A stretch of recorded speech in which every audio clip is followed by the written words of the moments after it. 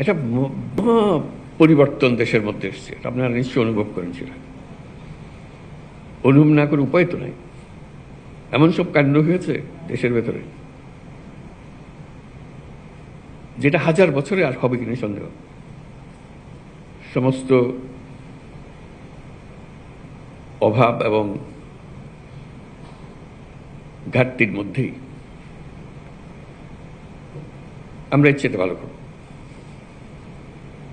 আমি একদম নিশ্চিতভাবে বলতে পারি স্বাস্থ্যসেবা 25% ভালো গেছে। শুধু এইটুকু চিন্তা করে আমরা এর চেয়ে ভালো করবো, এর মধ্যে করবো।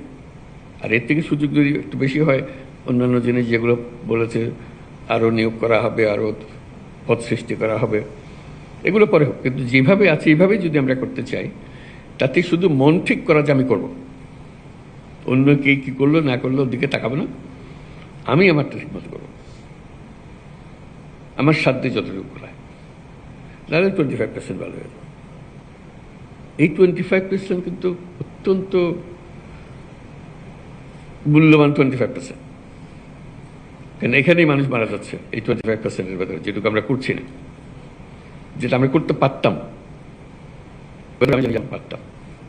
গতের মধ্যে পড়ে গেছে। হাসপাতালে গেলাম, যেখানে যা থাকার কথা নাই, যেখানে যা করার কথা করছে না। এটা তো কারো অপেক্ষায় নাই, এটা রিসেপশন জায়গায় থাকবে, যাকে সাহায্য করার কথা তাকে সাহায্য করবে।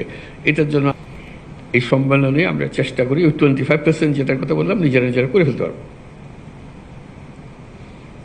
এবং 25% চেয়ে তো একটু বেশিও করতে পারবো। এই জন্য একটা মহা সুযোগ। এটা ঐতিহাসিক যদি সম্মেলনের কারণে নাও হয়ে থাকে, স্বাস্থ্যসেবা যে স্বাস্থ্যহীন সেটা আমরা সবাই বুঝি, এবং একে অপরকে দোষ দিই, এর কারণে এটা হয় না, ওর কারণে এটা হয় না। দোষ দিলে তো স্বাস্থ্যহীনতা দূর হয়ে যাবে না, এটার প্রতিকার করতে হবে যাতে করে আমরা স্বাস্থ্যসেবা সঠিকভাবে করতে পারি। দুনিয়ার যত দেশ আছে, যত জাতি আছে, তারা যদি নিজ নিজ স্বাস্থ্যসেবা আমাদের চেয়ে ভালো করতে পারে, আমাদের মধ্যে কি গাফিলতি আছে, কি অভাব আছে যে কারণে আমরা পাচ্ছি না। মানুষ হিসেবে আমাদের কোনো ঘাটতি আছে,